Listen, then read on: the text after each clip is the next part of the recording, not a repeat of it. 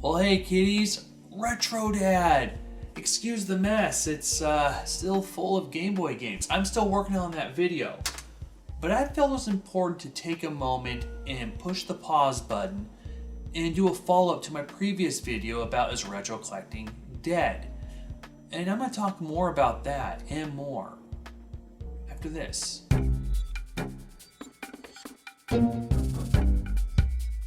My previous video I talked about is retro collecting dead, and I gave my viewpoint, but I really didn't talk about my own mindset and how much it's changed over the last year. Understand that I've been collecting since 1995. I got out of the hobby, got into another hobby, and got back into the hobby about 2008 when it came to disc-based games like the PlayStation, and cart-based in like 2009 with the NES and so forth. And I've been collecting for the NES ever since, even more so than I was in 95. I wanted to clarify that I still love retro video games, I still love playing them, and I still love collecting them. But I decided I have to be smarter, and I gotta think about space, time, money, and effort. There are closet collectors that don't discuss their collections or belong to any groups. They keep to themselves. There are a few collectors leaving the group scene and don't go out hunting or even socializing, so it may seem more dead than it actually is. Don't always buy into the collecting death certificate by videos on YouTube either. There are many valid points in these videos to why we could be heading towards retro collecting extinction. It will eventually happen one day. Either there are no more games to collect, trade, or get, or the human race changes mind on earthly possessions. Of course, the worst scenario could happen. Humankind went extinct along with our beloved hobby. Time is the biggest enemy to our hobby and to us, period. While we are on the subject of time, what about video game prices in the future? Over time, prices based on our current currency values, it won't matter the overall price today. Let me explain. A certain game might be $50 now, but in 3 years it drops to $35. Well, depending on the current inflation rates and so forth, in 3 years it still might be $50 even though it's $35. Inflation can contribute to the high rising costs of getting physical carts or video games, period. Although it is really supply and demand that controls the situation. If collectors stopped collecting and buyers were not interested in physical carts or discs, prices would drop in correlation with the decline of demand. NES collecting had a small hike in the late 90s and early 2000s. But let's be real. One major difference in the early 2000s versus 2010s is the internet and YouTube. This paved a change in classic games for the 80s and 90s, thus affecting prices. Opportunistic sellers and flippers increased due to YouTube and internet. I've discussed this before in a previous video. Without them, tube and net, I think 70% less classic video game collectors and buyers would be out there now. But you know what they say, right? 70% of the statistics are made up on the spot. I wholeheartedly believe this would be the case. Commonly, the human race are full of lazy people. They like when others do the work for them. Without videos like obscure video games or gem videos or expensive titles you may find in the wild, most people would be clueless. They'd be forced to either do the groundwork themselves and do their research. Most wouldn't either. I can be lazy too and have time to enjoy gem videos.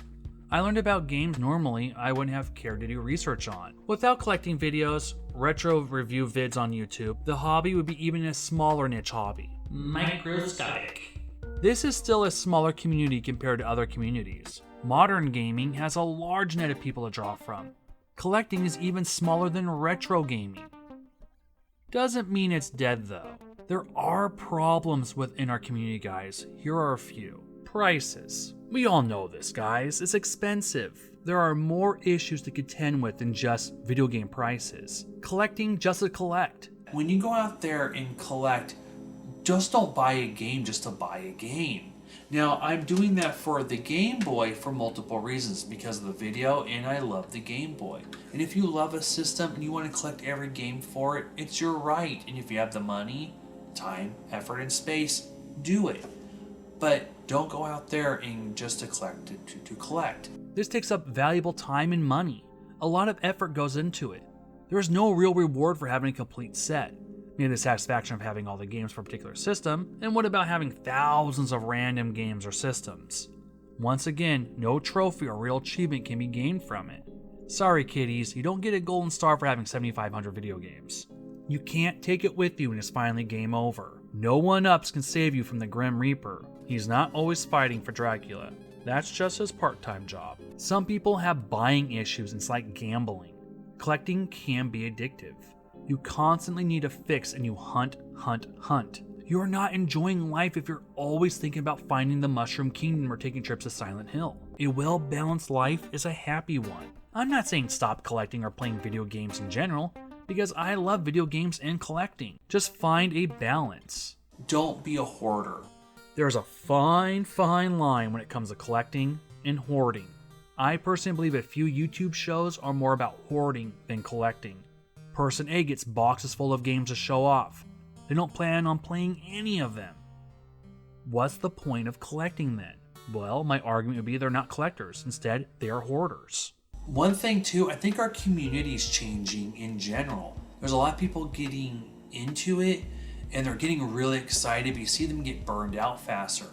I'm not selling because of burnout. I just kind of woke up one day and realized, wow, I have a lot of junk and do I actually need them?